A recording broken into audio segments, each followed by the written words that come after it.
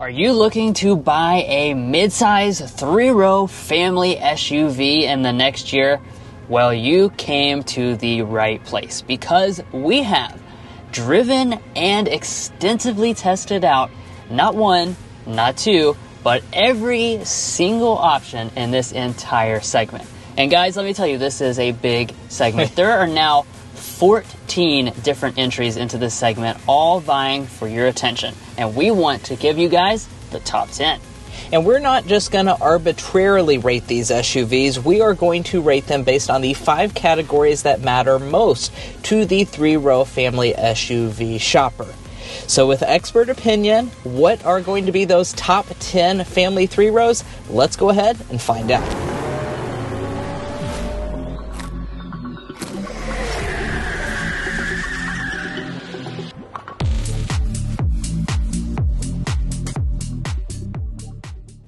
Now, before we get started here, we do want to talk about what those 5 categories that matter most in this segment are. So first of all, it's going to be space, and we define this as cargo space as well as interior storage space. Second category will be the 3rd row. The reason this is a category is because if you're choosing to buy a 3-row SUV, we assume that you will be using the 3rd row. Additionally, there is a category of technology as well as luxury and powertrain. So those are the 5 most important categories in this segment. Right, and we're going to be ranking each of those categories on a scale of 1 to 5. 1 being poor, 2 being below average, 3 being average, 4 being above average, and finally 5 being exceptional for the models that go above and beyond in these 5 most important categories. But without further ado, let's go ahead and jump right in with number 10. Now our number 10 option is going to be the Ford Explorer with an overall score of 14. Now, as far as the areas where this Explorer shines, that would be your powertrain department. This has a standard 4-cylinder engine option, and you do have a more performance-oriented ST version that has a lot of power. So if you have a need for speed in your family 3-row, then the Ford Explorer is going to be one of the only options, honestly, that has a high-performance version, which certainly is something that we kind of appreciate. And it does have a rear-drive architecture, so you have a little bit more of that performance side with that model. Right, exactly. And hopefully next year for 2025, Ford will be able to refresh this model and improve some of the other areas.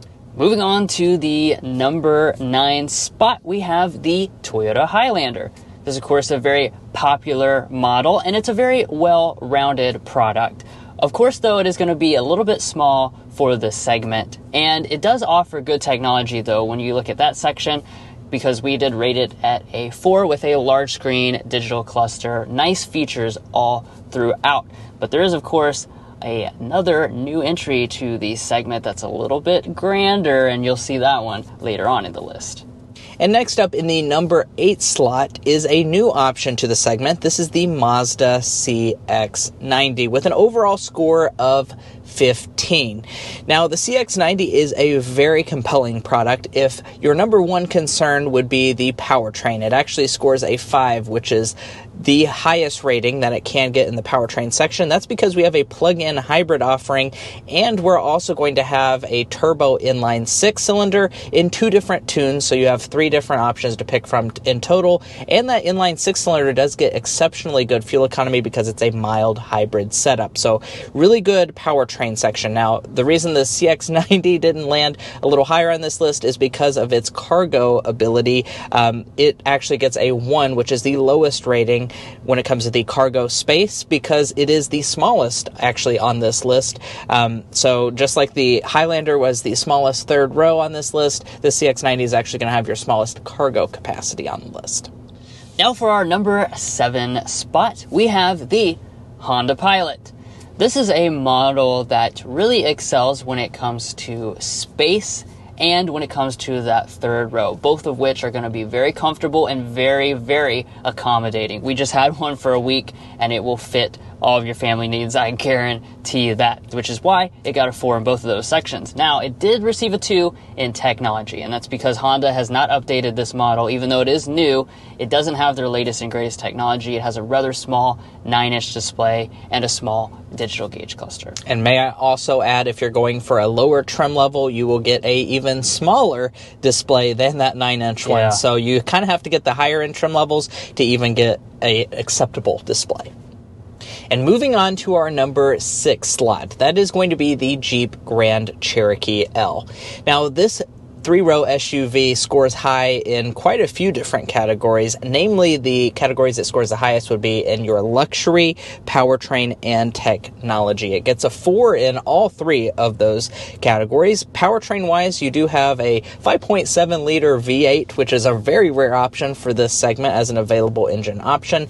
For technology, you have a lot of really cool technology, including a passenger display that's available. And additionally, when it comes to luxury, the Grand Cherokee really is one of those vehicles. You can get it as nice as you want to get it. It does cost a lot of money if you get those higher end trim levels, but you can pretty much get whatever you want all the way up to a full-blown luxury SUV. Now, we can't wait to get into the top 5 3-row family SUVs, but first, if you're new here, we're brothers, and we've been reviewing cars since we were 12 and 16. We may be young, but we love cars. And we'd love for you to subscribe to be a part of our Car Confections family. Let's learn a lot, have some fun with all the latest cars. All right, we're back, and with number 5. That today is going to belong to the Kia Telluride. Obviously, this is a pretty new SUV that really made a big splash in the segment, and it's no wonder why. You really have just so much stuff packed in for the price. This scores really high marks when it comes to the overall luxury experience. This will really spoil you guys on the interior, especially if you're going for the top-end SX Prestige model. We also have great technology, and you'll notice in the other sections as well, it is a very well-rounded SUV. There's no low scores anywhere on this chart. All right, moving on to the number 4 slot. This is going to be the all-new Chevy Traverse with an overall score of 19 out of 25. So we're really getting into the best of the best here. Now, as far as this Traverse, we actually do have a score of 5 in 2 different categories. Your categories for that would be space. So in terms of the cargo capacity, this is one of the biggest options. I believe it's within like a cubic foot or 2 of the biggest option in the entire segment. It's about 97 cubic feet. So these are just massive, massive offerings. And the other area where it scores a 5 is in terms of your technology. For the all-new version of the Traverse, we're getting that big 17.7-inch display, and it is really, really impressive, guys. And don't forget about Super Cruise for hands-free drive. That's certainly very exceptional. This would be a good time, though, to make a note about its sibling mate, the GMC Acadia. We have not personally had any firsthand experience with the updated or all-new version of the GMC Acadia. So I do want to point out that is why that its sibling is not really ranking on this list, because we're just going to be talking about the previous version when it comes to that. We only want to put in the list things that we've had firsthand experience with, and we have been able to get our hands on to that updated Traverse. All right, things are heating up even more as we move into the number 3 slot. This is going to be the Volkswagen Atlas. Now, guys, talk about a glow up. This thing has really gone up the list a lot compared to last year because there's been a lot of enhancement. One thing, though, that wasn't enhanced, that's always been very strong about this, is the space. That is an area scoring 5 for an exceptional score. This model has basically the same as the Traverse. You're looking at about 98 cubic feet of space. That is absolutely enormous for a mid-size 3-row family crossover.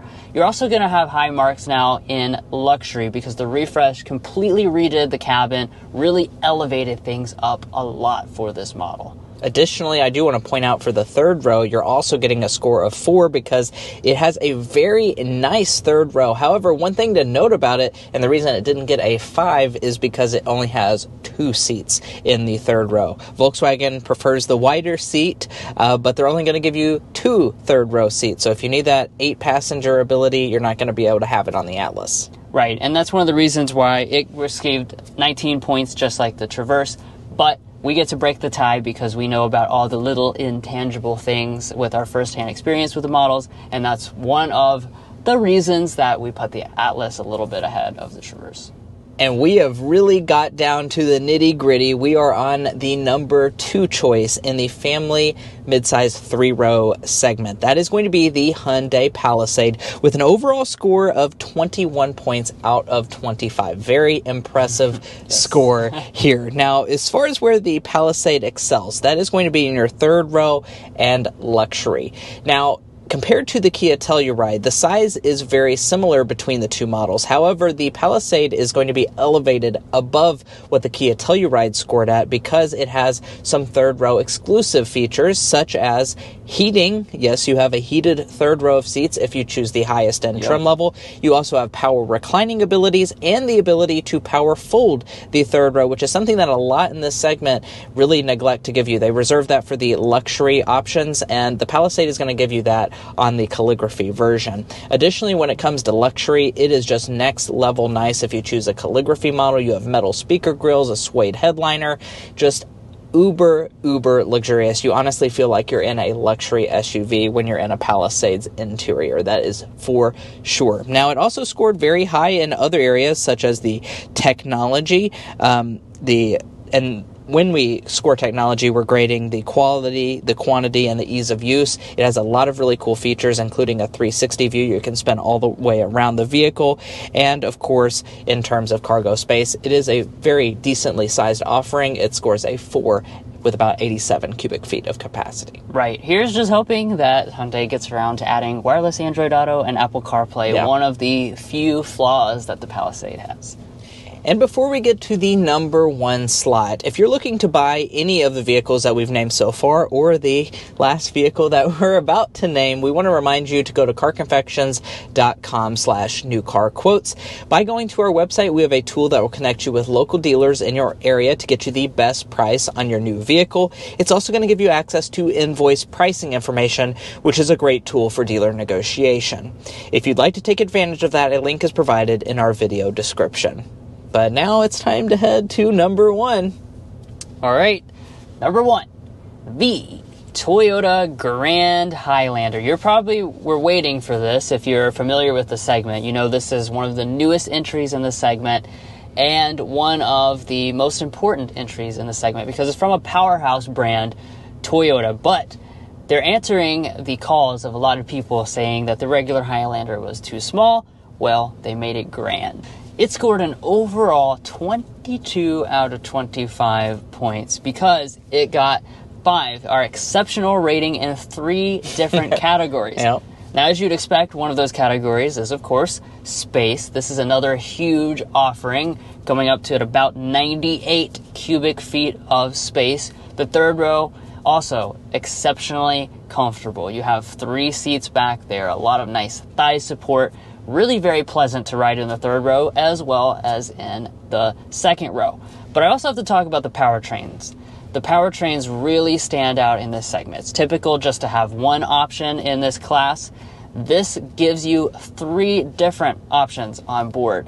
And you have a hybrid powertrain that gives you great fuel economy and then a performance-oriented hybrid, which is going to give you that power-hungry taste that you might have, where you can actually go fast and still get pretty good fuel economy. Yeah, I think it's 27 miles a gallon combined, which is better than something like a Palisade that has way less power. Now, really the only area that is not going to just absolutely excel in the Grand Highlander is going to be in your luxury side of things. It is going to be more focused on family practicality because the interior is not made of the best materials. It does have a lot of features, but you will notice that compared to something like a Palisade or a Telluride or a Volkswagen Atlas, it's going to be a little bit more on the cheaper side.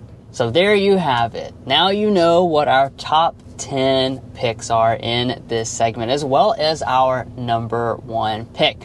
Like we said, this of course was based on what we determined to be the 5 most important criteria for you guys and our expert experience with all of these models, hands-on extensively. But obviously, there's a lot of other things to consider that may be more important to you individually and determines who your personal winners are. So let us know in the comments down below what order you guys would put these models in. And I do want to point out and mention the 4 options that didn't quite make our top 10. That would be the Nissan Pathfinder coming in at the number 11 slot, the Dodge Durango coming in at number 12, and the Subaru Ascent coming in at the 13 spot, and then the GMC Acadia coming in at the 14 slot. Now do keep in mind that GMC Acadia is the pre-redesigned model as we are grading today. As we mentioned earlier, we have not had extensive in-person experience with the new Acadia. That will hopefully come very soon, but of course these options are still very good choices for a lot of you guys. It's just going to matter what matters most to you all. Right. Now, we want to also just go ahead and remind you, if you haven't hit that subscribe button down below already, to please hit that subscribe button, because by doing so, you help us to make more videos like this. You help us to make more reviews where we can get more in-person experience with these vehicles. And if you're already a part of our family, thank you so much for your continued support, because it does mean a lot to us and enables us to do this full time and provide you those professional opinions. We'll catch you next time as we sample more of the latest automotive delicacies.